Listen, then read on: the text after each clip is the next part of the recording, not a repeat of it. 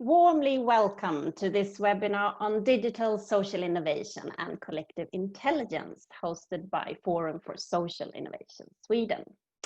My name is Lina Palmer. I am the impact lead at the Forum and will also be your guide in today's webinar. I want to mention a few practicalities as we get started. This webinar is recorded. It will be published in our channels afterwards. We will also be able to share all the presentation materials used in the webinar with you afterwards. And after the main presentation, we will open up for questions. So please use the chat function in the webinar to type questions you might have. A very brief introduction to Forum for Social Innovation Sweden. We are a partnership of 6 universities that together form the national knowledge and collaboration platform for social innovation and the social economy in Sweden.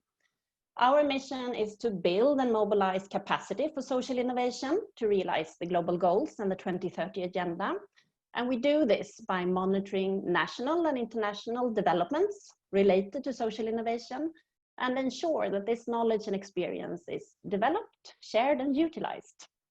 We also facilitate cross-sectorial meetings and act as a catalyst for collaboration between stakeholders from academia, private, public, and non-profit sectors. And given this mission, I'm very happy to say that we today, right here, right now, are 117 people from all these different sectors in society that I just mentioned, and 11 different countries. So we have all registered for this, and I'm very happy for that. I'm not surprised though that we have such big interest given the fantastic speaker we have with us today and the highly relevant topic of digital social innovation and collective intelligence.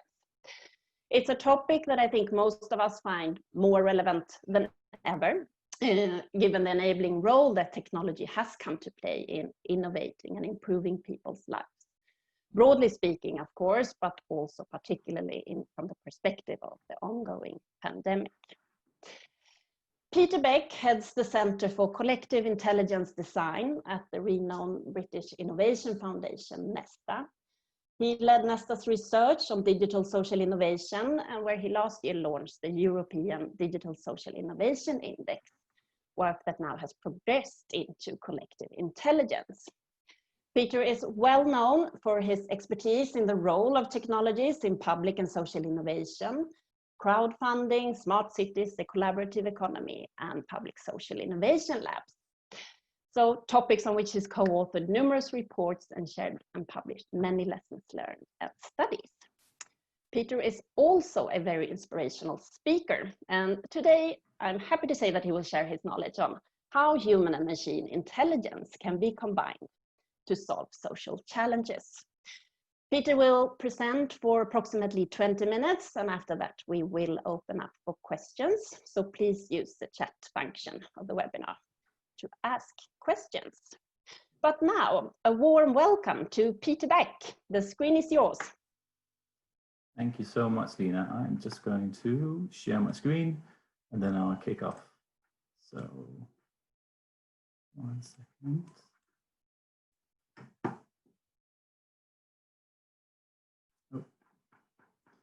Go. You get a quick preview of everything I'm going to say in the next 20 minutes. Yeah, so as Lina said, my name is Peter Beck and I work at Nesta, the UK's Innovation Foundation. For those of you who don't know Nesta, we are an independent foundation based in the UK, set up with around about £450 million in our endowment with this broad mission to support innovation for the common good. And at Nesta, I focus on our work on how technology can better drive and enable that mission. I should also say that I'm Danish, so apologies if I speak with a slight strange accent. I'm also saying apologies to all my Swedish friends and colleagues here that I'm not kind of switching to the Scandinavian language. I will make a fool of myself if I try to do that. So we'll stick to English, but just to say that if you have any questions about my background, my work, please do get in touch. So in today's call, we have 20 minutes to cover 7 years of research, reports, funding, experiments, backing innovators, which is quite ambitious. But what I thought I'd do is give you just a taste of some of the work we've been doing. And I've broken the presentation down to these 4 kind of main main headings. First, give you a quick introduction to Nesta, just done that, and talk a bit about collective intelligence. What is this thing? Then I will talk a bit about our lessons from our work on digital social innovation and why we still need to focus on that field and getting some of the basics right. And then I'll talk about how we can advance the field for better use of technology, such as machine learning and AI. And if there's time at the end, we'll come to some of the COVID-19 response opportunities in this area. If I can't cover that in my presentation, I'll trust Lina will kind of ask some good questions on that instead.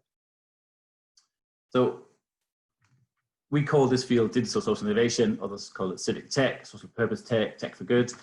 I don't really care what label you use to describe it. The basic premise is that we want to understand how can we use technology to mobilize people to solve some of society's biggest challenges. That can be through crowdsourcing, open hardware, open data, but it's how we understand that the same technologies that drive Amazon, Uber, Airbnb, Google, and Facebook can also be converted to serve a social purpose. And I think when we started our work 7 years ago, that was the big question we wanted to try and answer at Nesta. We've done this with lots of different kind of projects and interventions, focusing on looking at the future. So we recently published this piece of work called Finding Control, looking at the future of the internet and how it can be more socially orientated. We back innovators. We are co-investor in Bethlehem Green Ventures, the world's first tech for good incubator and accelerator. And we do lots and lots of research trying to identify and map and support the field to grow in the future, most prominently perhaps through our work for the European Commission on this over 7 years.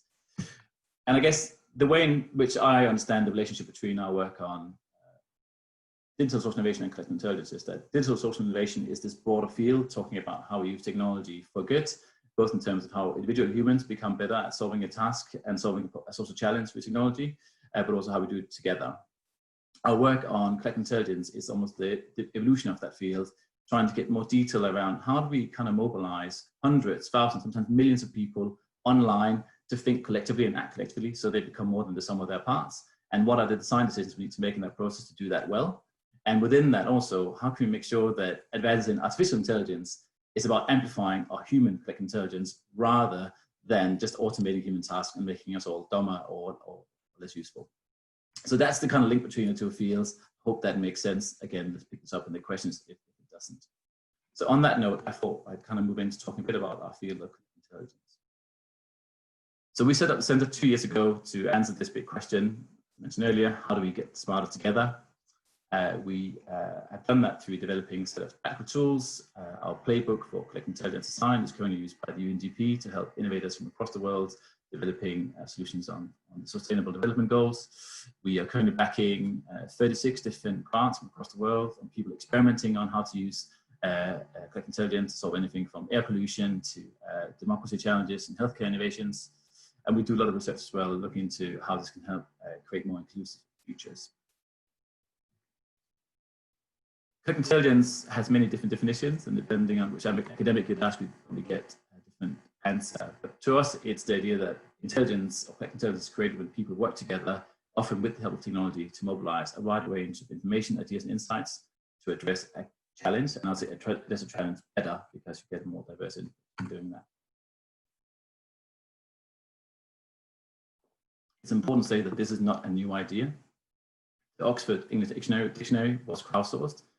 It took them 70 years to get around about 400,000 different definitions into the dictionary based on people writing in letters with their own submissions of words that should go into the dictionary.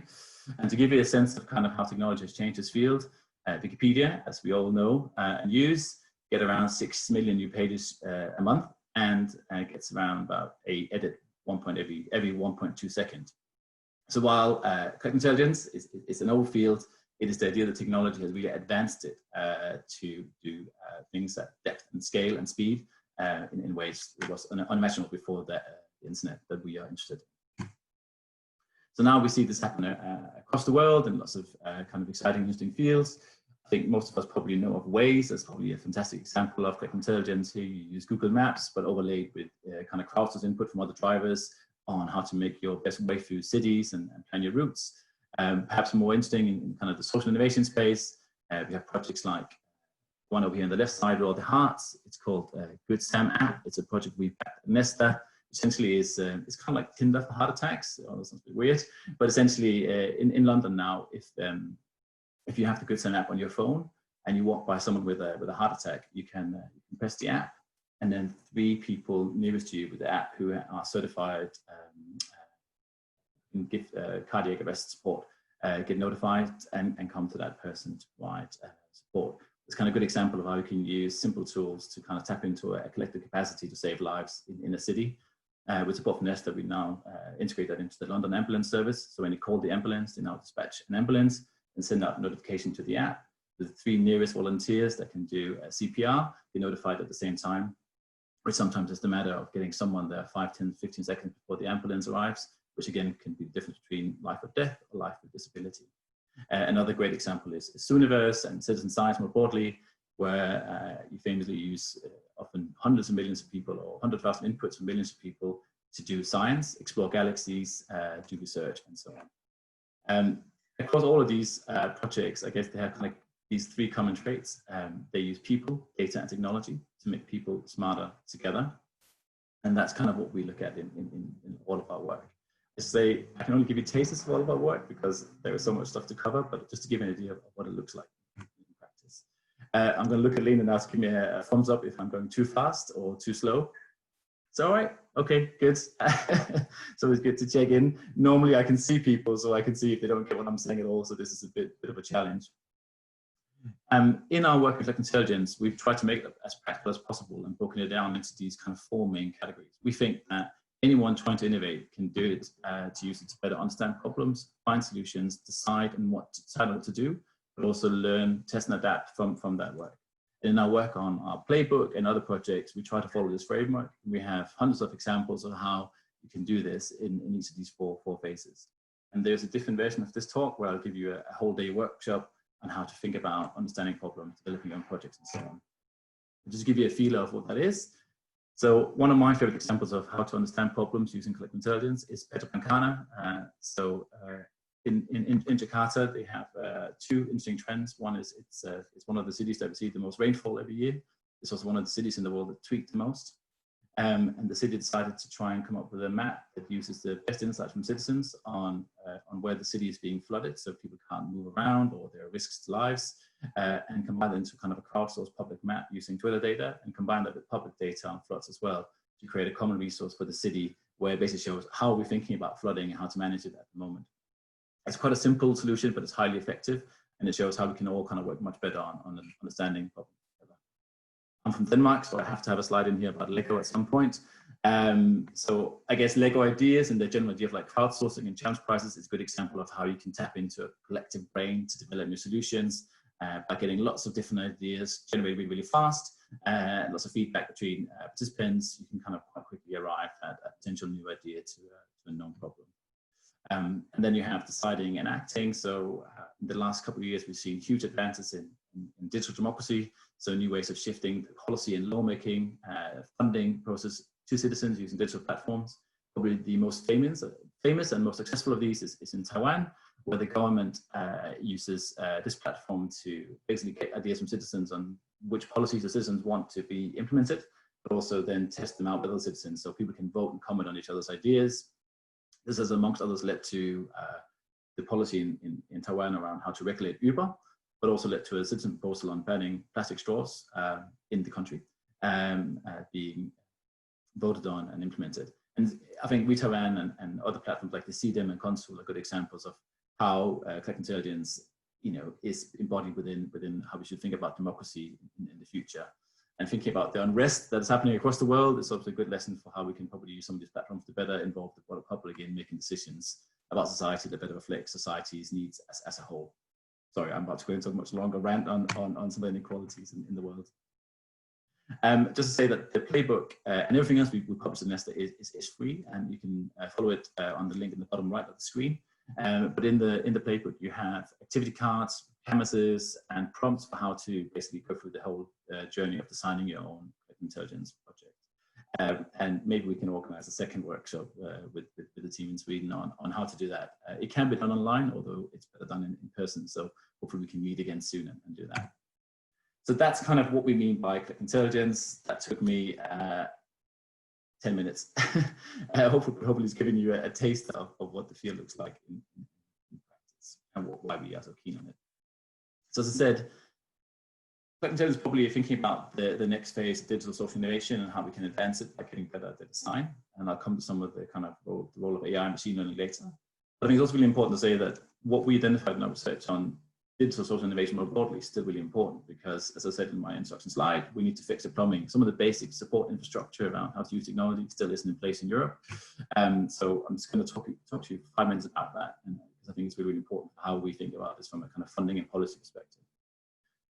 So the DSI for Europe project has been running for 7 years. It ended last year. And in that, we originally set out to try and help the European Commission define what is this field that's called digital social innovation or tech good, and what can bodies like the European Commission and national kind of governments and cities do to support it.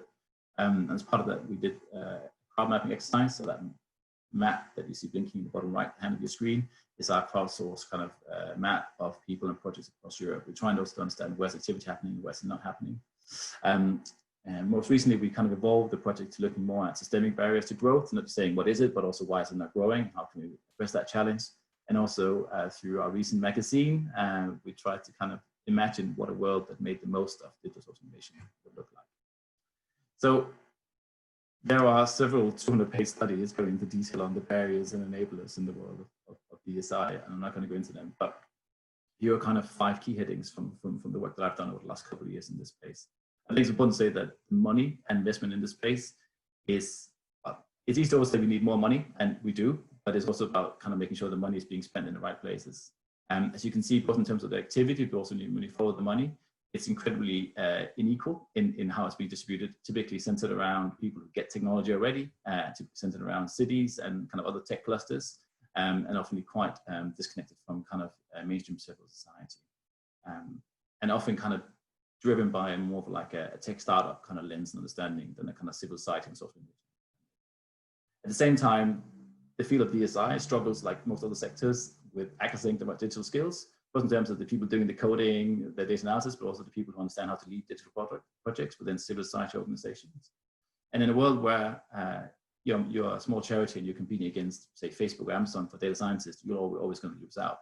So I think there's just a kind of a structural shortage of skills, which is hampering this field from growing. Luckily, we are seeing lots of people who have those skills, who are driven by social motivations over financial motivations, who are moving into this space, but it's a barrier nonetheless. I think the other bit, and this comes up time and time again, sadly, often in conversations with policymakers, that there is almost too much of an appetite for the cutting edge technology. So it has to be blockchain, AI, or something else that's kind of new and hype, rather than focusing on some more basic stuff like crowdfunding, social media, crowdsourcing, where they're tried and tested tools that are probably better for organizations to get started on, but they're seen as last year's or 2 years ago's news. And as such, they don't get enough support. But I think actually there are lots of easy wins by just investing more heavily in making the most of what we know works already, rather than always trying to advance the fields. This is quite dangerous given what I'm about to say to you in 2 minutes about where I think the future of CI lies.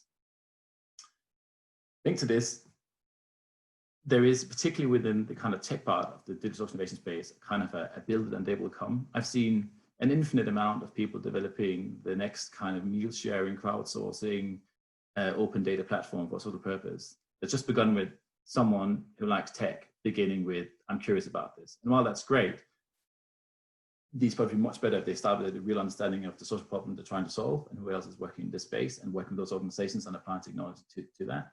But there is very much this kind of, building they will come.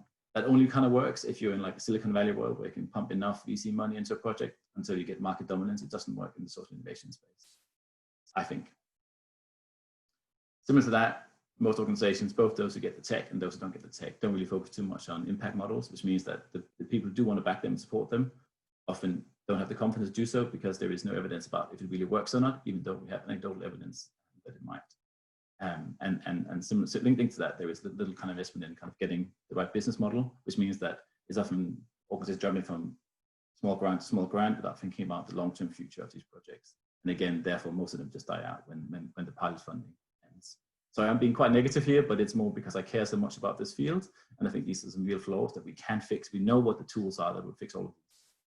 And finally, I think there's a huge opportunity for the public sector. I think if you go look at the COVID response, for example, like in the UK, the amazing amount of volunteers that are mobilized on social platforms to solve local issues, food delivery, picking up medicine, tracking and tracing, supporting people to solve real urgent stuff in local places. Shows the opportunity in this space.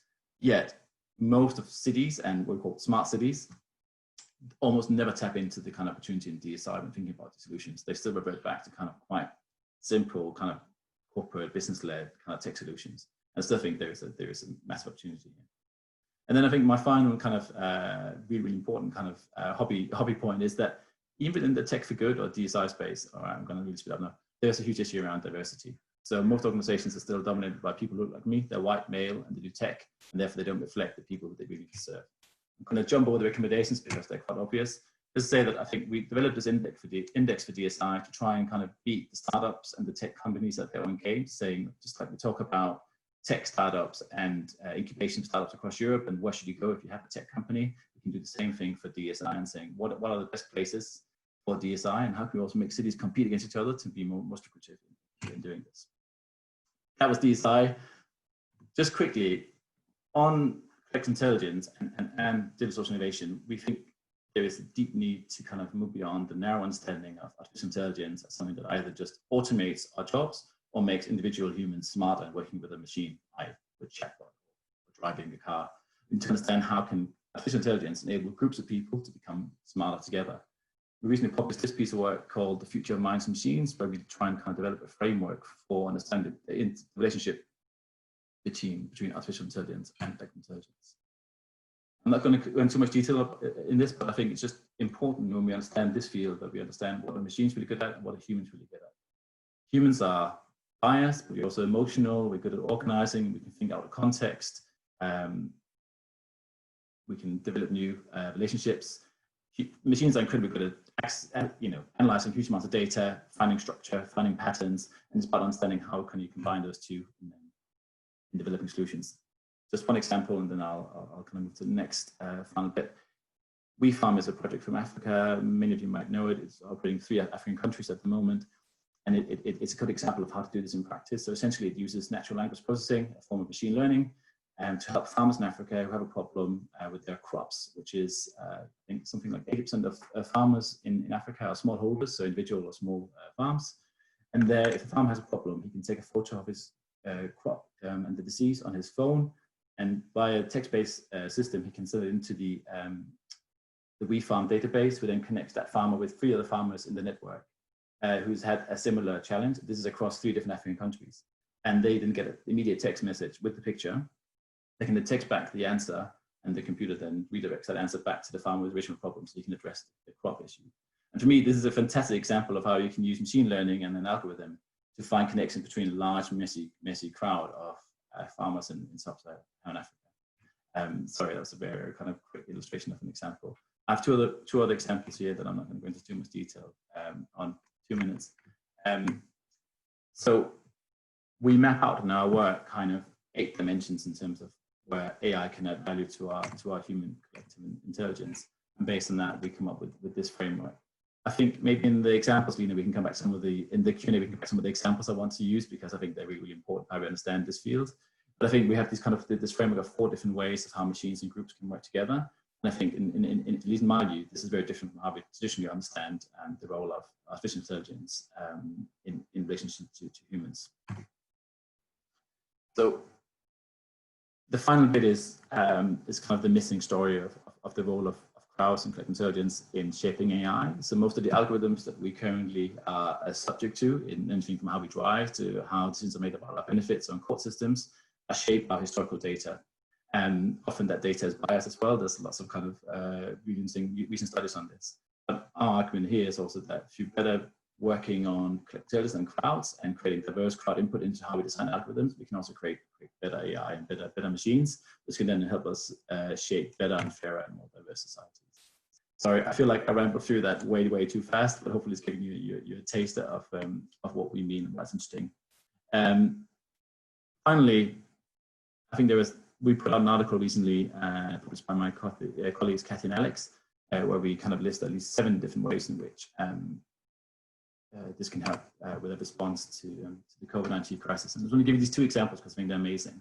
This project here is by Young Foundation and the Open University here in the UK. And it's a citizen science project where people have small diaries. They report back how they're feeling about the impact of COVID on them. There's another one where communities can report back as well. And it creates almost like a crowdsourced diary for the country of how we're feeling about this massive change to our lives, society, and how we cope. And I think alongside all the data on R rates, recovery, disease, and so on, I think this additional kind of interesting piece of emotional data and how we're feeling as a country about this. And it's, for me, a perfect example of intelligence practice. We've all seen these images, but just to highlight, I think kind of the global community of kind of DIY hobbyists coming together on using platforms like GitHub and other platforms to share open designs on how to build ventilators out of scuba diving masks, or prints or designs for how to print valves that hospitals need to be running out of. I think that's another great example of how we tap into a huge online community and its collective capacity to solve a really, really urgent challenge about building more ventilators and kit for hospitals. So normally, I originally discussed with Lena that we put like a list of like further reading. I put some links into the presentation of stuff. Otherwise, you can find it by searching for my name and the center on Google. But if you read one thing after this call, I really encourage you to go and click on this article, which is published in The Guardian today on the power of crowds. It made me both happy and sad because it was a bit emotional reading about kind of some of the history of crowds and what they can do. But if you want to get inspired, just forget about what I just said to you for the last 20 minutes and read that one instead. I think that would be a better place to start. It's a fantastic read. Sorry, I don't know. I read this morning. I thought I'd add it. So on that note, I think I've just hit my 20-minute mark. So I'm gonna stop now, and then hopefully we'll have a bit of time for questions. Sorry for racing through lots of content, lots of examples, and speaking so fast. Hopefully it made a bit of sense. Thank you, Peter. So I would personally want to stop you at almost every slide and ask questions and more.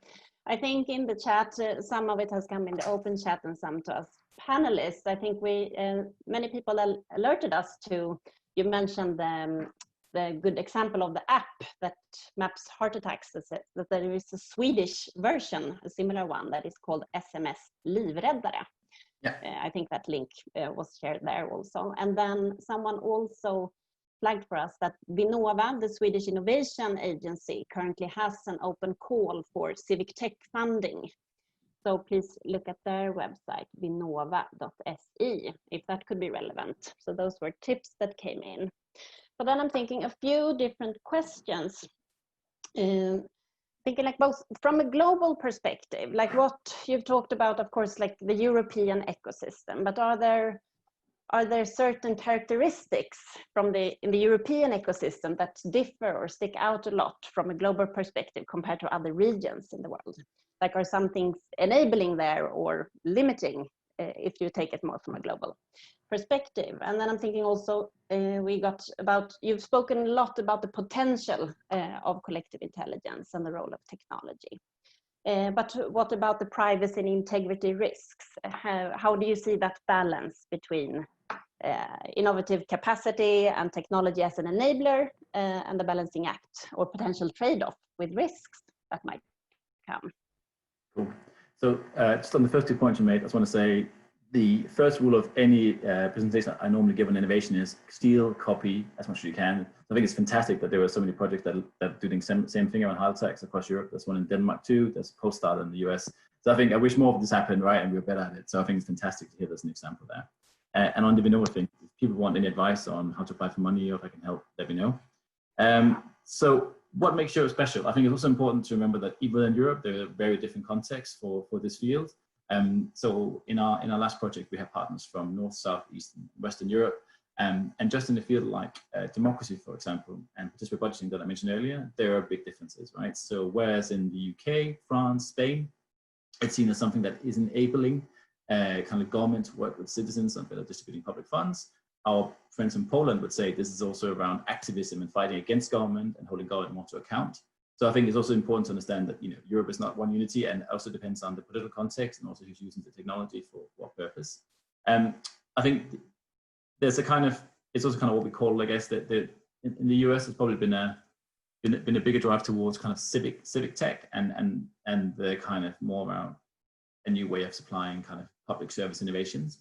Whereas I think in Europe, so I'm making some really big generalizations here, whereas in Europe there's been probably slightly more focus on the kind of civil society and technology role rather than the kind of public service role. I think there's also kind of there's a whole kind of school of thought around, or school of kind of research around kind of the difference between social innovation in the States versus the Europe and then the rest of the world, right? Because, you know, Scandinavia, incredibly strong civil society, strong welfare state. You don't need social innovation as much as you do in countries where you have a failing system. Is one analysis, right? So where there's more need, there's actually also more activity. I'd still go for a Scandinavian welfare state any day, but it's just to say that I think that is part of the context as well. I think the other thing is, I actually think that particularly the European Commission, which gets a lot of stick for lots of things, has been quite forward-thinking in this, that it's been one of the biggest kind of funders of kind of tech for good and technology and social innovation in the world, and you don't get similar grants from governments or in the US either. And I guess the third point I want to make was that, and you'll see this from the index that we made, but also the analysis we did on where activity happens,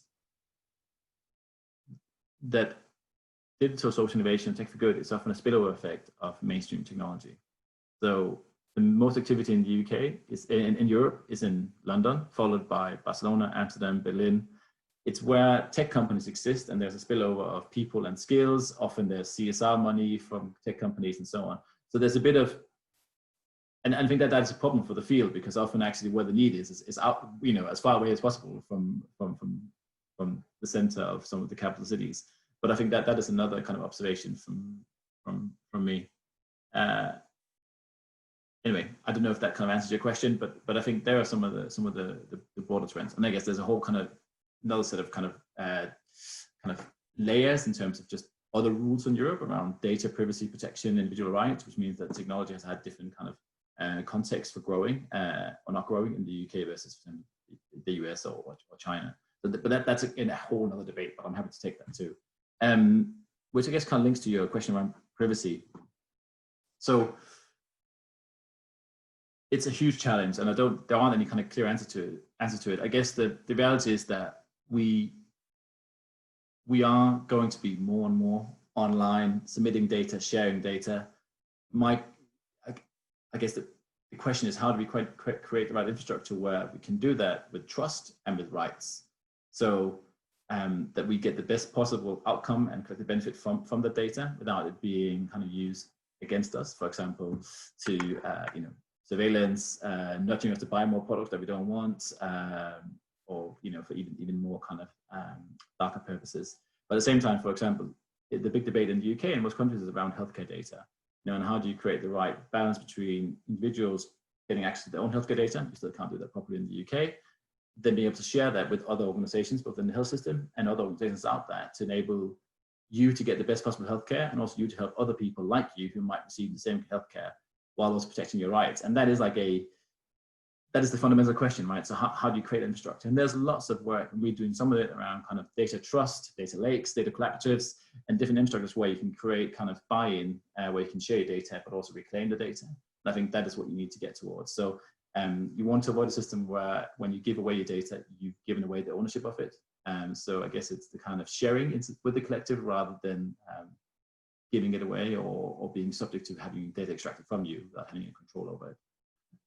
But yeah, you know, read Shoshana Zuboff's book on surveillance capitalism, and you'll get the 500 pages on why this is a massive issue. Thank you. I think a follow up on that, there was a question about kind of the underlying architecture of these apps, and if what you think about decentral storage and identities. Could that add value to collective intelligence approaches, since they add certain security and privacy features? And then I think there was another which was pretty particular regarding the slide of the 4 quadrants, where you show the different ways to work together collectively. Like, how would you distribute different projects of Nesta share-wise along these quadrants? And what are the most frequent types of approaches for collective intelligence that you use there? Okay, so maybe I'll try and answer. Sorry, there's an irony to the fact that, you know, I'm not a digital expert here, so, you know, there's always this kind of line in these talks where I get to a limit where, you know, I can just about open an Excel spreadsheet, but if you ask me to talk about data, coding, and so on, you know, there's a clear limit. My job is to interpret, analyze, and learn, and then help create policy and funding to help this field grow. So yeah, can decentralized structures help this field grow? Definitely. I guess my problem is that, you know, the default answer to most of the questions in design is always people say blockchain or something else. And often they begin more with fascination of the architecture than the problem they're trying to solve.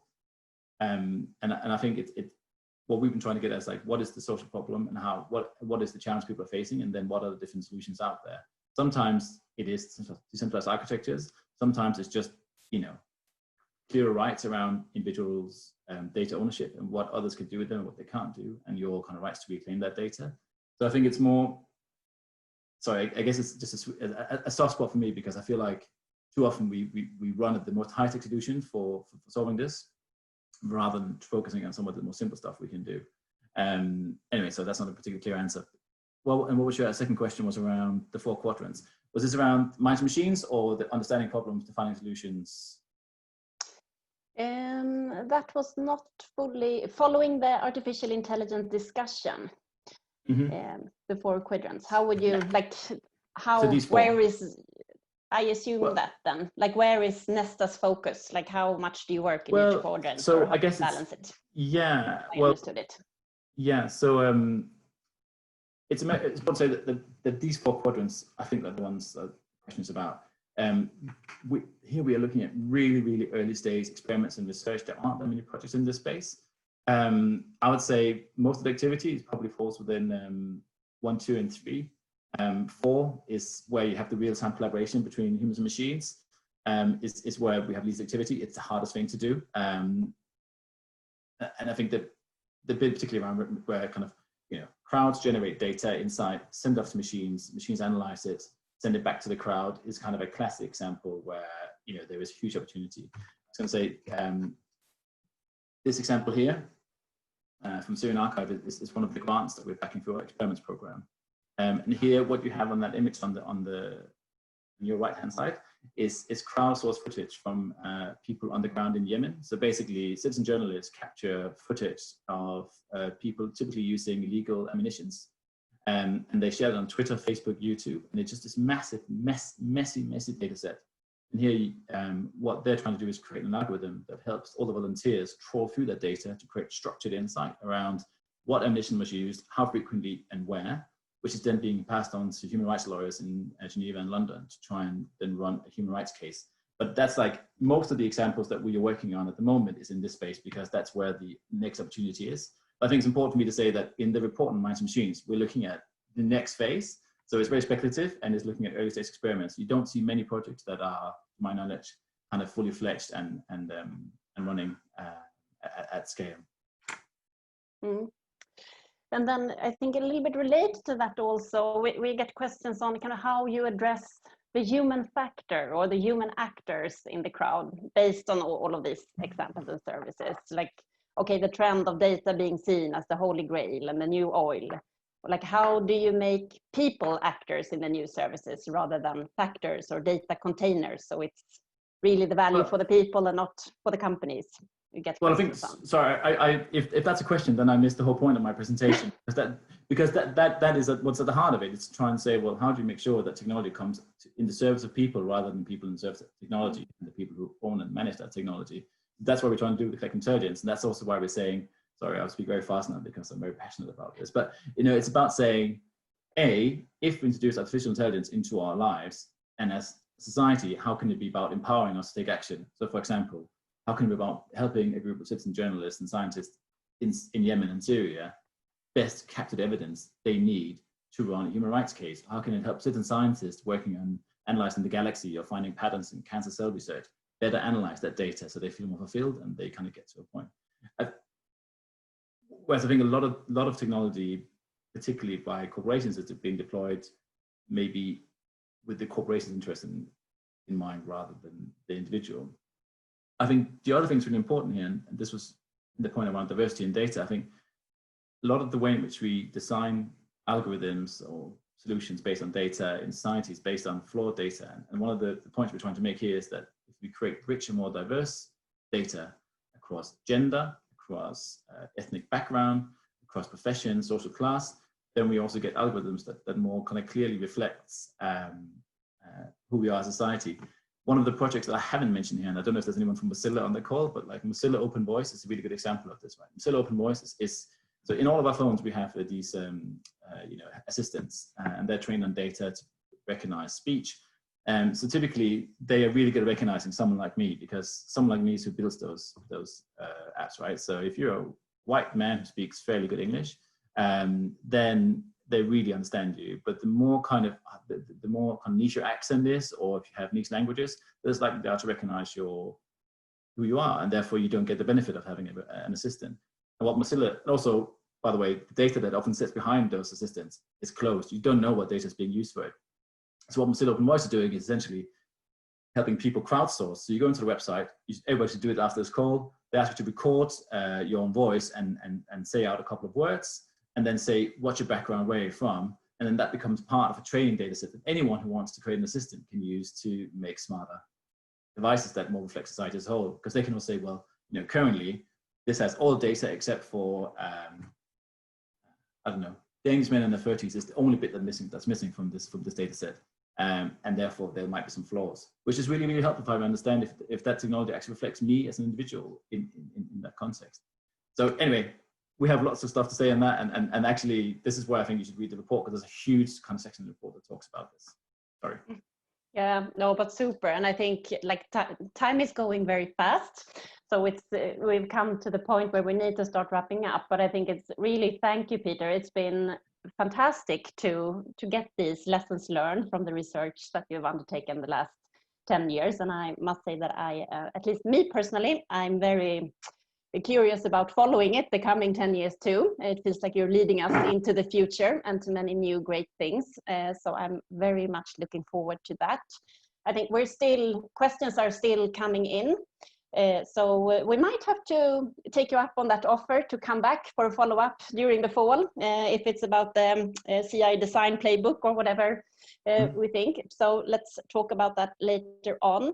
But it's come the time that we have to say thank you and wrap up this session. I think please follow our website, socialinnovation.se, for other events and activities and potential follow-ups also to this discussion and other knowledge products. I think related to this topic of how the role of technology for driving social innovation, I know that we have a webinar later on in June, on June 17th, and that focuses on the use of technology in creating more secure and safer public spaces. So please look it up if you have an interest in that area. But otherwise, I'm getting now different questions. Could we please do you have an extra minute, Peter? Can we stay a few more minutes to take another question? Yeah, I've got until 10:50 and then I'm on another call. So 5 minutes, yes. And then, now it's really, I'm thinking, because it's also a little bit, Forum for Social Innovation, we come from Malmö and the Öresund city region, you are Danish. I think we're also coming a lot. Do you have any particular exciting initiatives that you see in the Öresund, like the Danish, Swedish, the southern region that you would want to highlight? So we bring it close to home. Oh, no, sorry, actually, so the short answer is no, but that's also because but I was gonna say I live in the UK and beyond kind of most of my knowledge about Denmark is about kind of buying secondhand and clothes for my daughter. It's just like that's life. But I was gonna say I think one of my frustrations, and I say this often when I go back to Denmark as well, is that I feel like the debate in Denmark, I've also Sweden here, it's often kind of trying to reinvent the wheel. And I mentioned this in one of my slides earlier, that there is a huge amount of activity and knowledge being generated in the UK elsewhere. It's free. Most people are incredibly willing and open to share. And you mentioned the Hjertestarter example earlier, and that's fantastic. But looking beyond kind of examples of what's happening in Sweden, I think it's more that there are so many things we can do much better and much faster and much more easily by just copying and stealing and learning from each other. So I think that would be my kind of slightly politician way of answering that question, because I couldn't give you a good example.